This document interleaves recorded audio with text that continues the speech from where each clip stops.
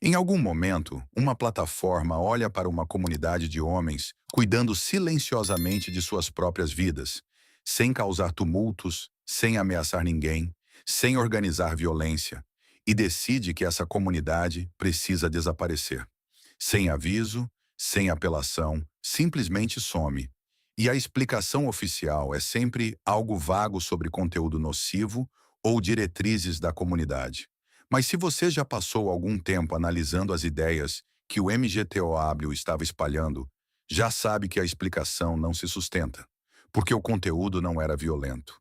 Não era nem particularmente raivoso, era algo muito mais silencioso e aparentemente muito mais ameaçador. O que esse movimento estava realmente ensinando os homens a fazer era parar. Parar de correr atrás. Parar de se justificar excessivamente. Parar de medir seu valor pelo quanto poderiam prover, sacrificar ou suportar para o conforto de outra pessoa. É isso. Essa era a essência. E de alguma forma, essa mensagem, um homem escolhendo redirecionar sua própria energia para sua própria vida, foi tratada como uma emergência. Portanto, a pergunta que vale a pena fazer não é se o rótulo era bom ou ruim. A pergunta é: o que exatamente é desestabilizado quando um homem decide silenciosamente se retirar? Pense em como é um homem antes de encontrar esse tipo de pensamento. Ele está trabalhando duro, ele está tentando ser atraente, ele está em relacionamentos que continuam custando a ele mais do que retornam. Ele está comprando coisas para sinalizar valor. Ele está atuando em busca de uma aprovação que nunca consegue de fato. Ele é legível, previsível e, como está sempre correndo atrás de algo, validação, um relacionamento, status, pertencimento, ele é fácil de alcançar, fácil de vender e fácil de redirecionar. Toda a arquitetura da vida moderna é construída em torno de homens nesse estado de busca perpétua. Tire isso e muitos sistemas começam a desmoronar, porque eis o que realmente muda quando um homem sai dessa esteira. Ele deixa de ser um consumidor confiável de coisas de que não precisa. Ele para de tomar decisões financeiras a partir de um lugar de desespero emocional. Ele para de entrar em contratos, legais, sociais, emocionais, que nunca foram projetados para beneficiá-lo. Ele se torna mais difícil de influenciar, mais difícil de monetizar e mais difícil de ser manipulado pela culpa para se conformar. Nada disso é apresentado como um motivo pelo qual ele foi banido, é claro. Mas preste atenção em como a reação realmente se desenrolou e a forma da ameaça se torna clara. As plataformas que removeram esse conteúdo não o fizeram silenciosamente. Elas fizeram anúncios. Usaram uma linguagem sobre proteger os usuários de ideologias perigosas. E vale a pena examinar esse enquadramento por um segundo. Por que perigoso para quem exatamente? Homens que param de gastar compulsivamente não são perigosos. Homens que evitam compromissos de alto risco não são perigosos. Homens que leem os termos de uma situação antes de investir não são perigosos. A menos, é claro, que todo o seu sistema dependa de que eles não façam nenhuma dessas coisas. Agora, e isso é importante, não se trata de afirmar que todo homem que encontrou esse conteúdo saiu dele saudável ou sábio. Alguns não saíram. Alguns se afastaram amargurados, isolados e usando a filosofia como um escudo contra qualquer tipo de autoexame. Isso é real. Mas a existência de homens que fazem mau uso das ideias não explica o banimento das ideias. Muitas comunidades de conteúdo têm seus cantos problemáticos e mantêm suas plataformas. O que tornou essa diferente não foi o dano que causou, foi o comportamento que ela interrompeu. Considere o que acontece em um relacionamento quando um homem para de correr atrás. Quando ele para de mandar a primeira mensagem todas as vezes, para de reorganizar sua agenda em torno da disponibilidade dela, para de tratar o conforto dela como a prioridade padrão. A maioria dos homens que já esteve em relacionamentos sabe exatamente o que acontece em seguida. Ela percebe. Não porque ele esteja sendo cruel ou distante, mas porque a dinâmica mudou. A busca parou. E, de repente, a energia no ambiente é completamente diferente. Essa é uma versão em pequena escala do que essa mentalidade faz em uma escala maior. Quando a busca para social, econômica e romanticamente, as coisas que dependiam de a busca ser constante começam a mostrar desgaste. A economia da busca é algo real, mesmo que ninguém a chame assim. Academias vendem matrículas para homens em busca de um corpo que finalmente os fará se sentirem dignos. Marcas de luxo vendem relógios e carros para homens que tentam sinalizar status para as mulheres que desejam impressionar. Aplicativos de namoro vendem assinaturas para homens que continuam voltando, porque o sistema é projetado para dar apenas o suficiente para mantê-los procurando, mas nunca o suficiente para fazê-los parar. Cada uma dessas indústrias funciona à custa de homens que estão em uma busca ativa e ansiosa por uma validação que ainda não garantiram. Um homem que genuinamente decidiu que é o suficiente, que não está atuando para um público, passa por quase tudo isso sem parar. Serei honesto sobre uma coisa aqui. Quando eu realmente entendi esse padrão pela primeira vez, não como um conceito abstrato, mas como algo que eu podia ver operando em minhas próprias decisões, não foi confortável. Porque você começa a olhar para trás, para escolhas que achava serem livres, e percebe quantas delas eram apenas respostas a um roteiro que você nunca concordou em seguir. O roteiro do compre isso, corra atrás daquilo, prove seu valor aqui. E o desconforto não é que o roteiro estivesse errado. É que você não sabia que estava lendo a partir dele. É aqui que o padrão documental se torna impossível de ignorar. Porque a supressão desse conteúdo aconteceu exatamente no momento em que as ideias estavam ganhando força com um tipo específico de homem. Não os raivosos, mas os reflexivos. Homens que estavam começando a fazer perguntas estruturais.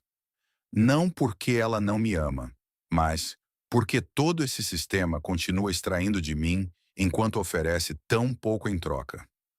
Essas perguntas, seguidas até sua conclusão lógica, não terminam em amargura, elas terminam em desengajamento. E o desengajamento em escala é genuinamente perturbador para sistemas construídos sobre a participação masculina confiável. A palavra que eles usaram e continuaram usando foi tóxico. Essa mentalidade, essa abordagem, foi chamada de tóxica. Mas observe o que eles nunca especificaram. Tóxico como? Tóxico para quem? Porque o conteúdo real, quando você o lê com atenção, era em sua maioria homens dizendo a outros homens: não assine contratos que você não entende. Não dê mais do que está recebendo. Não ancore todo o seu senso de identidade na aprovação de uma mulher. É isso. Em qualquer outro contexto, nos negócios, na amizade, no autodesenvolvimento, essas ideias seriam chamadas de autorrespeito básico. O rótulo de toxicidade só faz sentido se você precisar que os homens continuem fazendo aquilo que estavam sendo aconselhados a parar de fazer. E o contra-argumento sempre surge de que isso é apenas uma racionalização para homens que não conseguem formar conexões reais. Que essa abordagem é, na verdade, sobre o medo disfarçado de filosofia. Vale a pena lidar com isso honestamente. Porque sim, alguns homens que encontraram esse conteúdo estavam fugindo da intimidade e usando a linguagem da autonomia para evitar a responsabilidade. Esse é um padrão real e merece ser chamado pelo que é. Mas essa não é uma descrição da filosofia. Essa é uma descrição de uma fração das pessoas que a adotaram. A filosofia em si nunca foi sobre evitar a conexão. Era sobre não tratar a conexão como algo que você deve ao mundo como prova do seu valor. São coisas completamente diferentes. Um homem que não corre atrás obsessivamente não está quebrado. Ele apenas não está operando a partir da escassez. E um homem que não está operando a partir da escassez é genuinamente mais difícil de manipular. Ele não responde às alavancas habituais. O medo de ficar de fora, a ansiedade de ficar sozinho, a pressão social para provar que é um bom homem, dando mais e pedindo menos. Puxe essas alavancas nele e nada acontece. Isso, mais do que qualquer postagem raivosa em um fórum, é o que fez com que valesse a pena silenciar essa abordagem. Não o que os homens estavam dizendo, mas o que eles não estavam mais fazendo. E aqui está algo que quase nunca é examinado: o momento. Esse conteúdo não foi removido quando era um pequeno canto da internet, com alguns milhares de seguidores conversando entre si. Ele foi removido quando começou a aparecer nos feeds de homens que nunca o haviam procurado. Homens que estavam apenas assistindo a conteúdos normais, fitness, finanças, autoaperfeiçoamento, e continuavam recebendo recomendações de algo adjacente, algo que conectava pontos que eles nunca tinham visto conectados antes. Esse foi o momento em que a máquina se moveu. Não quando o conteúdo existia, mas quando começou a viajar. Pense no que isso significa. As ideias em si já existiam há anos, circulando silenciosamente, em grande parte ignoradas pelas plataformas que mais tarde as baniriam. Elas se tornaram um problema no momento em que o algoritmo começou a espalhá-las para um público mais amplo, o que diz algo importante. A preocupação nunca foi sobre o conteúdo, foi sobre o alcance. Uma comunidade contida de homens se retirando é uma curiosidade. Uma mudança generalizada na forma como os homens se relacionam com a busca, os gastos e o compromisso. Isso é um problema estrutural. E as plataformas, quer admitam ou não, tomam decisões que protegem interesses estruturais. O que também acabou enterrado no enquadramento de conteúdo de ódio foi a clareza prática que essa abordagem deu aos homens sobre as estruturas legais e financeiras modernas. Não de uma forma conspiratória, apenas a observação básica de que certos compromissos carregam riscos assimétricos. Que a forma como certos contratos são estruturados significa que uma das partes carrega significativamente mais desvantagens. Homens que entendem isso não ficam com raiva das mulheres por causa disso. Eles estão apenas informados, e homens informados tomam decisões diferentes. Eles fazem perguntas antes de assinar. Eles pensam nos custos de saída antes de entrar. Eles tratam compromissos de longo prazo da maneira como qualquer pessoa racional trata um contrato. De olhos abertos. Essa é a coisa que quase nunca é dita em voz alta. Os homens que esse conteúdo alcançou mais profundamente não foram aqueles que haviam se queimado gravemente. Foram homens que olharam ao redor para os homens à frente deles, irmãos mais velhos, pais, colegas, e viram a matemática. Eles viram como era uma década de investimento máximo, conformidade máxima e busca máxima quando o relacionamento terminava de qualquer maneira. Eles não precisavam ser convencidos por um argumento. Eles precisavam de alguém que reconhecesse o que já estavam observando. Essa mentalidade fez isso. Ela disse: o que você está vendo é real. A matemática é real e você tem permissão para considerá-la em suas decisões. Isso não é radicalização. Isso é permissão para confiar em seus próprios olhos. E então veio o banimento. Não com uma lista específica de violações, porque não havia lista que se sustentasse sob escrutínio. Apenas uma categoria. Apenas um rótulo aplicado de forma ampla o suficiente para derrubar tudo de uma vez. Os homens que construíram comunidades em torno dessas ideias as viram desaparecer. As conversas se moveram para a clandestinidade, para grupos privados, para plataformas menos acessíveis, o que ironicamente tornou o conteúdo mais difícil de moderar, mais difícil de contextualizar e mais propenso a atrair exatamente o tipo de raiva que o banimento supostamente tentava evitar. Se o objetivo era a redução de danos, a execução foi notavelmente contraproducente.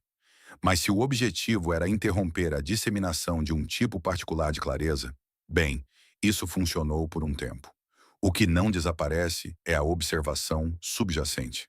A observação de que o papel natural de um homem na maioria dos roteiros sociais e econômicos modernos é estar em movimento perpétuo, sempre produzindo, sempre correndo atrás, sempre provando. E que quando ele para, o roteiro quebra. Essa observação não precisa de um rótulo, não precisa de uma comunidade para sobreviver. Só precisa de um homem para se sentar em silêncio e notar que todos os grandes sistemas ao seu redor funcionam de forma mais suave quando ele está ansioso, gastando e correndo atrás. E então notar o que acontece quando ele decide não fazer nenhuma dessas coisas. A restrição que essa abordagem ensinou não era passividade, não era desistir. Era algo mais preciso.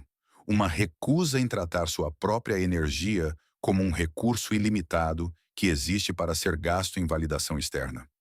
Os homens que realmente internalizaram isso não se tornaram preguiçosos ou desconectados. Eles se tornaram seletivos, começaram a trabalhar em direção a coisas que eram realmente deles. Pararam de comparecer a todas as obrigações sociais por culpa. Pararam de assumir riscos financeiros que não entendiam, porque um relacionamento parecia exigir isso. Eles ficaram mais silenciosos. E nesse silêncio, tornaram-se significativamente mais difíceis de mover. Há outra camada nisso que quase não recebe atenção: o custo social de se retirar. Porque não são apenas as plataformas que reagem, são as pessoas. Amigos que de repente acham você mais difícil de ler. Membros da família que enquadram sua falta de urgência em relação a relacionamentos como imaturidade, medo ou algo que precisa ser consertado. Mulheres que interpretam seu desinteresse calmo como arrogância. A pressão não é apenas institucional, é pessoal. São as pessoas mais próximas a você, refletindo a imagem de um homem que de alguma forma está falhando por não estar em movimento constante. E essa pressão é de muitas maneiras mais difícil de navegar do que o banimento de uma plataforma, porque ela vem com rostos anexados. O que isso revela é que o contrato social em torno da participação masculina não é imposto apenas de cima, é imposto horizontalmente, por colegas, por parceiras, pela expectativa ambiental de que um homem que não está visivelmente se esforçando por algo externo deve estar quebrado, ser egoísta ou estar perdido. No momento em que você para de atuar na busca, você se torna um ponto de interrogação para as pessoas ao seu redor. E a maioria dos homens, em vez de conviver com esse desconforto, se reengaja. Eles voltam a correr atrás. Não porque querem, mas porque o silêncio de não correr atrás é mais alto do que esperavam e ninguém os ensinou a sustentá-lo. Essa é a parte que quase nunca é discutida nas conversas sobre essa abordagem. Não a filosofia, não a dinâmica da plataforma, a dificuldade silenciosa de realmente vivê-la. Porque escolher sua própria direção em vez da esperada não é dramático. Não parece uma vitória vista de fora. Parece um homem que é apenas um pouco mais difícil de alcançar, um pouco mais lento para responder, um pouco menos disposto a atuar. E esse homem, para a maioria das pessoas que o observam, parece estar se retraindo. O que elas não conseguem ver é que ele apenas parou de correr em direção a coisas que não escolheu. A ideia de que isso é perigoso só é coerente se você aceitar a premissa de que a principal função social de um homem é permanecer em um estado de busca motivada. Porque fora dessa premissa, tudo o que essa abordagem encorajou, consciência financeira, restrição emocional, compromisso seletivo, priorização de sua própria direção, soa como maturidade básica. O fato de ter sido enquadrado como radical diz menos sobre os homens que a adotaram do que sobre o quão baixa aparentemente era a linha de base esperada. O que esse momento na história da moderação de conteúdo realmente revelou é algo sobre o qual vale a pena refletir. Quando um conjunto de ideias é removido, não porque seja demonstravelmente prejudicial, mas porque é estruturalmente inconveniente, isso diz algo sobre para quem o sistema é otimizado. Não de uma forma conspiratória, apenas como uma observação de design. Todo sistema atende aos interesses de alguém. A questão é se os seus interesses estão entre eles. E um homem que começa a fazer essa pergunta com calma e sem raiva está fazendo algo que nenhum algoritmo, nenhum banimento e nenhum reenquadramento como prejudicial jamais foi realmente capaz de desfazer. Porque você pode remover o rótulo, você pode derrubar o canal, você pode banir a comunidade da plataforma, mas você não pode anular a pergunta depois que um homem a fez. Você não pode fazê-lo parar de notar o que ele já notou. A consciência de que sua energia é finita, de que os sistemas são projetados, de que a busca tem custos, isso vive nele agora. E o que ele faz com isso é uma decisão inteiramente sua. Não de um movimento, não de uma plataforma, dele. Se esta história mudou a maneira como você vê os roteiros da vida moderna, por favor, inscreva-se e curta o canal. Estamos explorando a história e os sistemas que eles tentaram manter escondidos.